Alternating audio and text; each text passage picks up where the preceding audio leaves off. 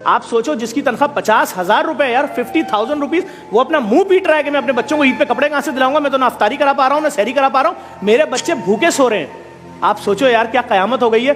850 रुपए का 30 किलो आटा आता था एक महीने पहले भाई, आज 5 किलो नहीं आ रहा, 860 रुपए का 5 किलो आटा है। अगर आपको पता है सिक्योरिटी गार्ड सड़कों में क्यों सो रहे हैं आजकल? ये एक नया ट्रेंड शुरू हुआ है, नोट किया आपने कि सिक्योरिटी गार्ड सड़कों पे सो रहे हैं?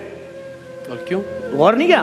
जब 12,000 रुपए तनख्वाह होगी, बस के अंदर आपका लग रहा है 80 रुपए एक स्टॉप का, 80 रुपए दूसरी बस का, 160 जाने का 160 आने का, जब 9,000 तुम्हारा बस का पैसा लगेगा, 3,000 महीने का बचेगा, तुम खुद दिन में कुछ नहीं खाओगे तो बीवी क्या खाएगी, बच्चे क्या खाएंगे, घर का किराया क्या? तो अब गार्ड कह रहा है मैं सड़क पे सोऊंगा, सुबह उठूंगा, नाले में अपनी पैंट धोऊंगा, खड़ा हो जाऊंगा, दरवाजे खोलता रहूंगा दिन भर सेटों के लिए।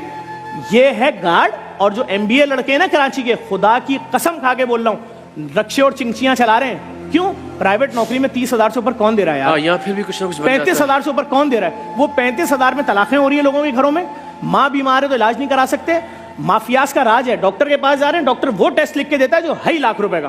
क्यों? डॉक्टर भी उस माफिया का हिस्सा बन गया। सब डॉक्टर नहीं, लेकिन बहुत सारे डॉक्टर, वो टेस्ट लिखेगा तो उसको आधे पैसे वापस मिलेंगे ना। हमारे लोगों का क्या हाल हुआ है यार? सब बुरे लोग आपस में कनेक्टेड हैं, नेटवर्क बने हुए हैं। हुकूमत को सोचना पड़ेगा, अगर इन्होंने लोगों के लिए कोई ग्रांट नहीं दी, रमजान ग्रांट नहीं, पूरे साल का मुफ्त आटे का हाल देख लीजिए, कोई मंसूबाबंदी नहीं है, कोई प्लानिंग नहीं है, कोई स्ट्रेटजी नहीं है, कोई दिलचस्पी ही नहीं है। सर आप किस इलाके की बात करते हैं? मैं आपको औरंगी, लांडी, मलीर, शाह फैसल, शादमान, बफर जोन, लियारी, खारादर, जहां बोले चलते हैं हम रात में 4 बजे। अगर आपको आवारा कुत्ते ना काटें तो मेरा नाम चेंज कर दिएगा।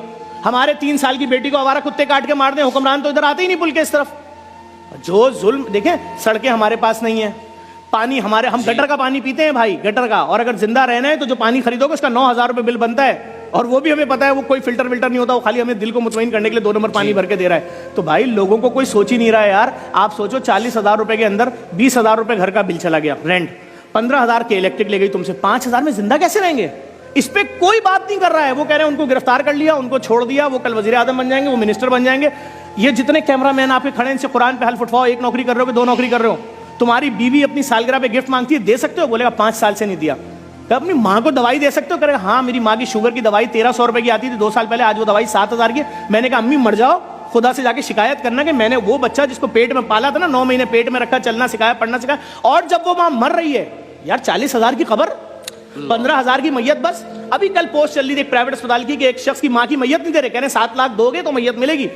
वो बच्चा क्या खुदकुशी नहीं करेगा कि जिस माँ ने मुझे पैदा किया था, उसकी लाश सड़ रही है डब्बे के अंदर, मेरे पास 7 लाख रुपए नहीं है? 7 लाख रुपए बेरोजगार आदमी के लिए 7 अरब रुपए से बड़ी रकम है जी।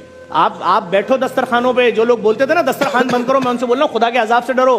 तुम्हारा पेट भरा हुआ है, तुम्हारे बच्चे खाना खा के सो रहे हैं। अभी 2 महीने की बेटी रोए और बीवी बोले तेरी बेटी भूख से रो रही है, मैं नहीं सह सकूंगा, मैं लटक जाऊंगा।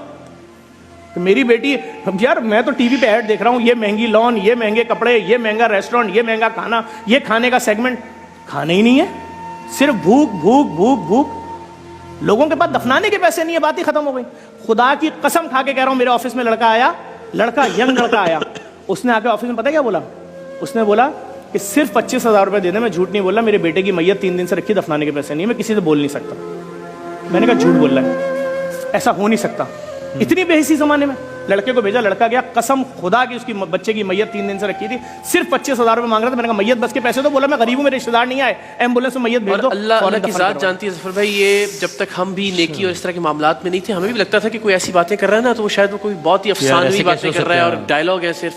लेकिन खुदा गवाह है कि वाकईतन ये जितनी बातें आप कर रहे हैं, मैं उनकी तायद करता हूँ कि इससे ज्यादा सूरत हाल खराब है। शायद हमारे अल्फाज उसको बयान ही नहीं कर सकते। उससे बड़ा जुल्म सुनो यार, जो बड़े बड़े सेठ हैं जिनकी पूरी दुनिया में कारोबार है, उनके ऑफिस से फ़ोन आता है कि यार जफ़र आ जाओ, हम तुम्हारे डायलिसिस वाले प्रोजेक्ट में डोनेशन देंगे, लैब में देंगे, मुर्दा खाने में। मैं जाता हूँ उनके ऑफिस, 2-2 घंटे बैठाते हैं, पूरे स्टाफ से मिलवाते हैं, सब कुछ करवाते हैं, अरबों रुपए जो कमा रहे, खरबों रुपए।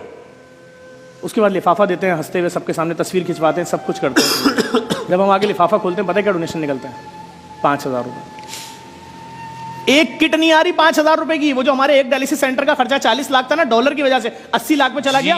और माफियाज इसमें भी इन्वॉल्व हो गए। जो एप्रन के इंजेक्शन 800 रुपए का था, जो डायलिसिस के मरीज को लगना है, 1800 का ब्लैक में मिल रहा है, 16 लाख का वो खर्चा बढ़ गया। अभी जो हमारे दर्जनों डायलिसिस सेंटर हैं, हम तो वो कैसे चलेगा कैसे, क्योंकि हर जगह माफिया है। अभी आप समझें, आप क्या समझ रहे हैं सिर्फ फकीर माफिया थी?